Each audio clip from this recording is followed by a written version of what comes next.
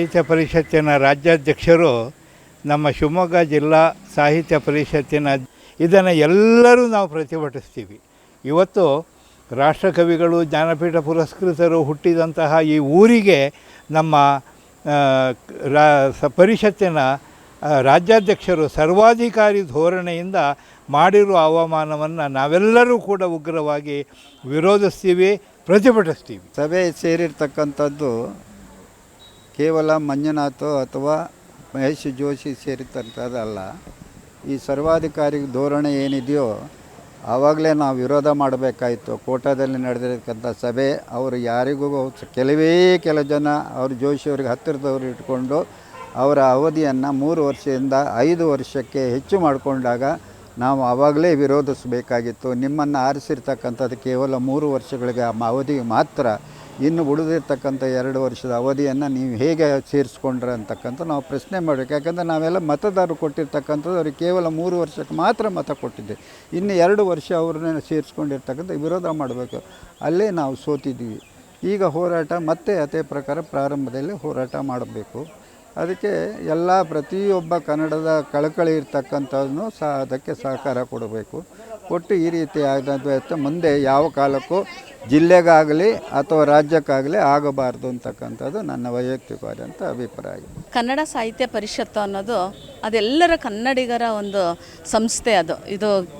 ಇದರ ಒಂದು ಸರ್ವಾಧಿಕಾರತ್ವವನ್ನು ಎಲ್ಲರೂ ಸೇರಿ ಖಂಡಿಸಲೇಬೇಕು. ನೂರಾರು ವರ್ಷಗಳ ಇತಿಹಾಸ ಇರತಕ್ಕಂತಹ ಈ ಸಂಸ್ಥೆಯನ್ನು ಒಂದು ಪ್ರಜಾಪ್ರತಿನಿಧಿ ಸಂಸ್ಥೆಯಾಗಿ ಉಳಿಸ್ಕೊಂಡು ಹೋಗುವಂತಹ ಒಂದು ಘನಕಾರ್ಯ ಎಲ್ಲರೂ ಸೇರಿ ಮಾಡಬೇಕಾಗಿರ್ತಕ್ಕಂಥ ಒಂದು ಕೆಲಸ ಆಗಿದೆ. ಇದಕ್ಕೆ ಅದರದೇ ಆಗಿರ್ತಕ್ಕಂಥ ಒಂದು ಘನತೆ ಇದೆ. ಈ ಘನತೆಯನ್ನು ಉಳಿಸ್ಕೊಂಡು ಹೋಗಬೇಕು. ಈ ಘನತೆಯನ್ನು ಉಳಿಸ್ಕೊಂಡು ಹೋಗಬೇಕು ಅಂದರೆ ನಾವೆಲ್ಲರೂ ಸೇರಿ ಕೆಲಸ ಮಾಡಬೇಕು. ಈ ಸರ್ವಾಧಿಕಾರತ್ವದ ಧೋರಣೆಯನ್ನು ಎಲ್ಲರೂ ಸೇರಿ ಖಂಡಿಸಬೇಕು ಅಂತ ನಾನು ಹೇಳಲಿಕ್ಕೆ ಇಷ್ಟಪಡ್ತೀನಿ. ಸಾಹಿತ್ಯ ಪರಿಷತ್ತಿನ ಕಾರ್ಯಚಟುವಟಿಕೆಗಳು ಪ್ರತಿ ಜನತೆಗೂ ತಾಗುವಂತಾಗಿರಬೇಕು. ಎಲ್ರಿಗೂ ಸೇರಿದಂಥ ಈ ಸಾಹಿತ್ಯ ಪರಿಷತ್ತನ್ನು ಯಾರ್ದೋ ಒಬ್ಬರ ಧೋರಣೆಗಾಗಿ ನಾವು ಅದನ್ನು ಖಂಡಿಸಬಾರ್ದು. ನಾವು ರಾಜ್ಯಾಧ್ಯಕ್ಷರು ಮಾಡ್ತಾ ಇರೋವಂಥ ಈ ಒಂದು ಆಪಾದನೆಯನ್ನು ಖಂಡಿಸಿ ನಮ್ಮ ಶಿವಮೊಗ್ಗ ಜಿಲ್ಲಾ ವತಿಯಿಂದ ಈ ಒಂದು ಸಾಹಿತ್ಯ ಪರಿಷತ್ತಿನ ಪರವಾಗಿ ನಿಂತು ಖಂಡಿಸ್ತೀವಿ ಅಂತ ಹೇಳ್ತಾರೆ. ಕೋಶಾಧ್ಯಕ್ಷರು ಭದ್ರಾವತಿ ತಾಲೂಕು ಘಟಕ ಕನ್ನಡ ಸಾಹಿತ್ಯ ಪರಿಷತ್. ಸರ್, ಜಿಲ್ಲಾ ಅಧ್ಯಕ್ಷರು ಶಿವಮೊಗ್ಗ ಜಿಲ್ಲೆಯಲ್ಲಿ ಹಲವಾರು ಕ್ರಿಯಾಶೀಲ ಚಟುವಟಿಕೆಗಳು ಹಾಗೂ ಸಾಹಿತ್ಯಾಸಕ್ತ ಕಾರ್ಯಕ್ರಮಗಳನ್ನ ಶಾಲಾ ಮಟ್ಟದಲ್ಲಿ, ಪದವಿ ಪೂರ್ವ ಕಾಲೇಜ್ ಮಟ್ಟದಲ್ಲಿ, ಪದವಿ ಕಾಲೇಜ್ ಮಟ್ಟದಲ್ಲಿ, ಸ್ನಾತಕೋತ್ತರ ಕಾಲೇಜುಗಳ ಮಟ್ಟದಲ್ಲಿ ಕ್ರಿಯಾಶೀಲವಾಗಿ ಮಾಡ್ತಾ ಇದ್ದಾರೆ. ಯಾರು ಈ 31 ಜಿಲ್ಲೆಗಳಲ್ಲಿ ಯಾರು ಇಷ್ಟು ಕ್ರಿಯಾಶೀಲ ಕಾರ್ಯಕ್ರಮಗಳನ್ನು ಮಾಡಿರುವುದಿಲ್ಲ. ಇವ್ರದ್ದು ಕೇಂದ್ರ ಸಾಹಿತ್ಯ ಅಧ್ಯಕ್ಷರದ್ದು ಒಂದು ಮಲತಾಯಿ ಧೋರಣೆ, ಎರಡನೇದು ಅವ್ರದ್ದು ಹಿಟ್ಲರ್ ವ್ಯಕ್ತಿತ್ವ ಆಗಿದೆ ಸರ್. ಹಾವೇರಿ ರಾಜ್ಯ ಮಟ್ಟದ ಕನ್ನಡ ಸಾಹಿತ್ಯ ಸಮ್ಮೇಳನ ನಡೆದಾಗಲೂ ಅವರು ಯಾವುದೇ ರೀತಿ ಸಾಮಾನ್ಯ ಸಭೆಯಲ್ಲಿ ಲೆಕ್ಕಪತ್ರಗಳನ್ನ ಮಂಡಿಸದೆ, ವಿವರವನ್ನು ನೀಡದೆ, ಏಕ ವ್ಯಕ್ತಿತ್ವವಾಗಿ ಸಾಮಾನ್ಯ ಸಭೆಯಲ್ಲಿ ನಿರ್ಧಾರಗಳನ್ನು ಕೈಗೊಳ್ತಾ ಇದ್ದಾರೆ. ಈಗ ನೆಕ್ಸ್ಟ್ 27ನೇ ತಾರೀಕು ಭಾನುವಾರ ಸಾಮಾನ್ಯ ಸಭೆ ಇದೆ. ಅದರಲ್ಲಿ ನಾವು ಲಿಖಿತ ರೂಪದಲ್ಲಿ ಪತ್ರ ವ್ಯವಹಾರ ಮಾಡಿ ಅದರ ಬಗ್ಗೆ ಸಂಪೂರ್ಣ ವ್ಯವಹಾರ ನಮಗೆ ಒದಗಿಸ್ಕೊಡ್ಬೇಕು ಅಂತ ಕೇಳಿದ್ದೀವಿ. ಈಗ ಅದನ್ನು ವಿಷಯ ಮಂಡನೆ ಮಾಡಿದ್ದಾರೆ.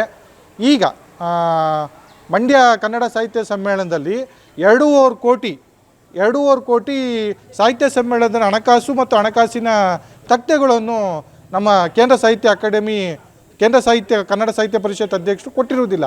ಅದನ್ನು ಕೊಡಲು ನಾನು ಪ್ರಚಾರಪಡಿಸ್ತೇನೆ ಸರ್. ಆನಂತರ ನಾನು ಸಾಮಾನ್ಯ ಸಭೆಯಲ್ಲಿ ಈ ವಿಚಾರವನ್ನು ನಮ್ಮ ಜಿಲ್ಲಾಧ್ಯಕ್ಷರ ಪರವಾಗಿ ನಾನು ಮಂಡನೆ ಮಾಡಿ ಇದನ್ನು ಸಂಪೂರ್ಣ ವಿವರಣೆಯನ್ನು ಪಡೆಯಲು ನಾನು ಆಗ್ರಹನ ಪಡಿಸ್ತೇನೆ ಸರ್. ರಾಜ್ಯದ ಕನ್ನಡ ಸಾಹಿತ್ಯ ಪರಿಷತ್ತಿನ ಅಧ್ಯಕ್ಷರು ನಮ್ಮ ಶಿವಮೊಗ್ಗ ಜಿಲ್ಲಾ ಕನ್ನಡ ಸಾಹಿತ್ಯ ಪರಿಷತ್ ಅಧ್ಯಕ್ಷರಾದಂಥ ಡಿ ಮಂಜುನಾಥ್ ಅವರಿಗೆ ಒಂದು ನೋಟಿಸ್ ಕೊಟ್ಟಿದ್ದಾರೆ ಅಂತ ಅನ್ನೋ ಸುದ್ದಿನ ನೋಡಿ ಕೇಳಿದಾಗ, ಪತ್ರಿಕೆಗಳಲ್ಲಿ ನೋಡಿ ಮತ್ತು ಕೇಳಿದಾಗ ಭಾಳ ಆಘಾತ ಆಯಿತು, ನನಗೆ ಅಚ್ಚರಿಯ ಆಯಿತು. ಇಡೀ ರಾಜ್ಯದಲ್ಲಿ ಅಥವಾ ಇಡೀ ದೇಶದಲ್ಲೇ ತುಂಬ ಕ್ರಿಯಾಶೀಲವಾಗಿ, ಬಹಳ ಶ್ರಮದಿಂದ, ಉತ್ಸಾಹದಿಂದ, ತ್ಯಾಗ ಮಾಡಿ ತಮ್ಮ ವೈಯಕ್ತಿಕ ಬದುಕನ್ನೇ ಒಂದು ಥರದಲ್ಲಿ ಹಿನ್ನೆಲೆಗೆ ಸರಿಸಿ ಇದೇ ತನ್ನ ಬದುಕು ಅನ್ನೋ ಹಾಗೆ ಸಾಹಿತ್ಯದ ಕೆಲಸ ಮಾಡ್ತಿರುವಂಥ ಸಾಹಿತ್ಯ ಪರಿಷತ್ತನ್ನು ಅತ್ಯಂತ ಚಟುವಟಿಕೆಯಿಂದ ಮುಂದುವರಿಸ್ಕೊಂಡು ಹೋಗ್ತಿರುವಂಥ ಡಿ ಮಂಜುನಾಥ್ ಅಂಥವ್ರಿಗೆ ರಾಜ್ಯದ ಅಧ್ಯಕ್ಷರು ಪ್ರಶಂಸೆ ಮಾಡಬೇಕಾಗಿತ್ತು, ಅವರನ್ನು ಪ್ರೋತ್ಸಾಹಿಸಬೇಕಾಗಿತ್ತು. ಅವರ ಬಗೆಗೆ ಮೆಚ್ಚುಗೆ ಮಾತುಗಳನ್ನು ಆಡಬೇಕಾಗಿತ್ತು. ಅದರ ಬದಲಿಗೆ ಅವರಿಗೆ ನೋಟಿಸ್ ಕೊಡ್ತಿದ್ದಾರೆ ಅಂತ ಅನ್ನುವಂಥದ್ದು ಭಾಳ ವಿಚಿತ್ರ ಅಂತ ಅನ್ನಿಸ್ತು.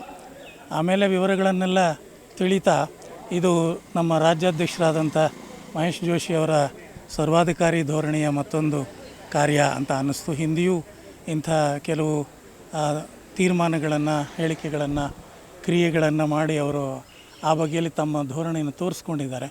ಇದು ಅಂಥದ್ದೇ ಒಂದು ಅಂತ ಅನ್ನಿಸ್ತು. ಕ್ಷುಲ್ಲಕ ಕಾರಣಗಳಿಗಾಗಿ ಅವರಿಗೆ ಕಾರಣಗಳನ್ನು ಕೊಡಿ ಅಂತ ಹೇಳಿ ಸೂಚನೆಯನ್ನು ಕೊಟ್ಟಿರುವಂಥದ್ದು ಕಂಡು ಬಂತು. ಈ ಅವರ ಧೋರಣೆಯನ್ನು ಅವರು ಬದಲಾಯಿಸ್ಕೋಬೇಕು, ಅದು ಸರಿಯಲ್ಲ.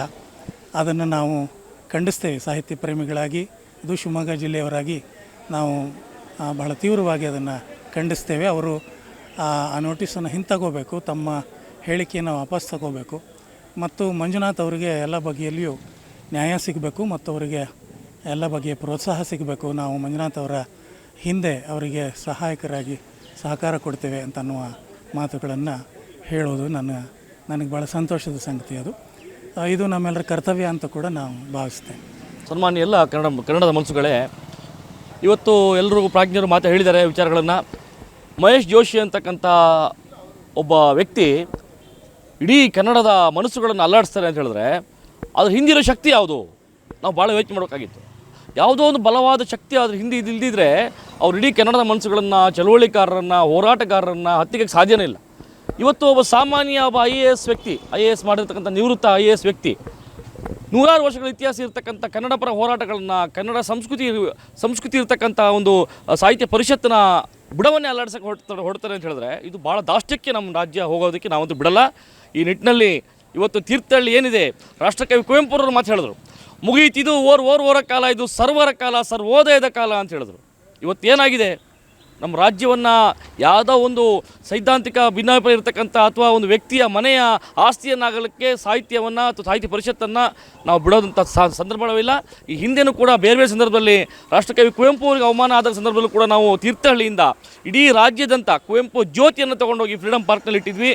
ಇವತ್ತು ಕೂಡ ಮಂಜುನಾಥಂತಹ ಅವಮಾನ ಕೇವಲ ಮಂಜುನಾಥಿಗಲ್ಲ, ಇಡೀ ಕನ್ನಡದ ಮನಸ್ಸುಗಳಿಗೆ, ಹೋರಾಟಗಾರರಿಗೆ, ಚಳುವಳಿಕಾರರಿಗೆ, ಬುದ್ಧಿಜೀವಿಗಳಿಗೆ, ಸಾಹಿತಿಗಳಿಗೆ, ಬರಹಗಾರರಿಗೆ ಆಗಿರ್ತಕ್ಕಂಥ ಅವಮಾನ ಅಂತ ನಾವು ಭಾವಿಸಿ ತಕ್ಷಣದಲ್ಲಿ ನಾವು ಈ ವಾರದಲ್ಲೇ ನಮ್ಮ ಇಡೀ ತೀರ್ಥಹಳ್ಳಿ ತಾಲೂಕಿನಲ್ಲಿರ್ತಕ್ಕಂಥ ಪ್ರಗತಿಪರ ಆಲೋಚನೆಗಳಿರ್ತಕ್ಕಂಥ ಮನಸ್ಸುಗಳು, ಕನ್ನಡದ ಮನಸ್ಸುಗಳು ಎಲ್ಲರನ್ನು ಒಟ್ಟು ಮಾಡಿ ಒಂದು ಚಳುವಳಿಯನ್ನು ರೂಪ ಮಾಡ್ತೀವಿ. ಆ ಚಳುವಳಿ ಬಡಲಂಕಲಿ, ಗೋಕಾಕ್, ಬೀದರ್, ಬಿಜಾಪುರ, ಬಾಲ್ಕಿ, ಸಿಂಧೂರಿಂದ ಹೊರಟು ಇಡೀ ಬೆಂಗಳೂರು ತನಕ ನಾವು ಚಳುವಳಿ ತೊಗೊಂಡೋಗ್ತೀವಿ. ಒಂದು ಭಾಳ ಒಂದು ಸಂಕ್ಷಿಪ್ತವಾಗಿರ್ತಕ್ಕಂಥ ರೂಪರೇಷೆ ತೊಡಗಿದ್ದೀವಿ. ತೀರ್ಥಹಳ್ಳಿ ತಾಲೂಕಿನಲ್ಲಿ ಭಾಳ ಒಂದು ಗೌರವಪೂರ್ವಕವಾದ ಚಳುವಳಿಯನ್ನು ನಾವು ರೂಪ ಮಾಡ್ತಾಯಿದ್ದೀವಿ. ಕೇಂದ್ರ ಸಾಹಿತ್ಯ ಅಕಾಡೆಮಿ ಕನ್ನಡ ಸಾಹಿತ್ಯ ಪರಿಷತ್ತಿನ ಅಧ್ಯಕ್ಷರಾದಂತಹ ಡಾಕ್ಟರ್ ಮಹೇಶ್ ಜೋಶಿ ಅವರು ಶಿವಮೊಗ್ಗ ಜಿಲ್ಲಾಧ್ಯಕ್ಷರು ಡಿ ಮಂಜುನಾಥ್ ಅವರಿಗೆ ಏನು ಶೋಕಾಸ್ ನೋಟಿಸನ್ನು ನೀಡಿದ್ದಾರೆ. ಇದೊಂದು ಅಸಂವಿಧಾನಿಕವಾಗಿರ್ತಕ್ಕಂಥದ್ದು. ಮತ್ತು ಇದರ ಹಿಂದೆ ಒಂದು ಸರ್ವಾಧಿಕಾರಿಯ ಧೋರಣೆ ಏನಿದೆ ಮಹೇಶ್ ಜೋಶಿ ಅವರದ್ದು, ಅದು ಎದ್ದು ಕಾಣ್ತಾ ಇದೆ.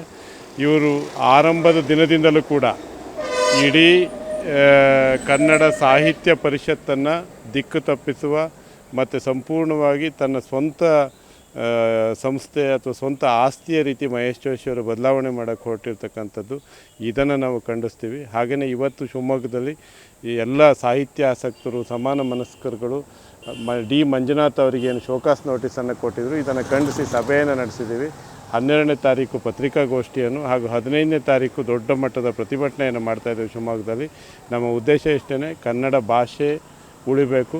ಕನ್ನಡ ಸಾಹಿತ್ಯ ಪರಿಷತ್ ಏನಿದೆ ಇದು ಸರ್ವಾಧಿಕಾರದ ಅಧಿಕಾರ ಇಲ್ಲದೇ ಇದು ಸಾಹಿತ್ಯ ಆಸಕ್ತರು, ಸಾಹಿತ್ಯ ಪರಿಷತ್ತಿನ ಸದಸ್ಯರುಗಳು, ಚುನಾಯಿಸಿದ ಪ್ರತಿನಿಧಿಗಳು ಪ್ರಜಾಪ್ರಭುತ್ವದ ಅಡಿಯಲ್ಲಿ ಅಧಿಕಾರವನ್ನು ನಡೆಸಬೇಕು ಅನ್ನೋದನ್ನು ತೋರಿಸಬೇಕು ನಾಡಿಗೆ ಅಂತಕ್ಕಂಥ ಉದ್ದೇಶದಲ್ಲಿ ಹೋರಾಟವನ್ನು ನಡೆಸ್ತಾ ಇದ್ದೇವೆ.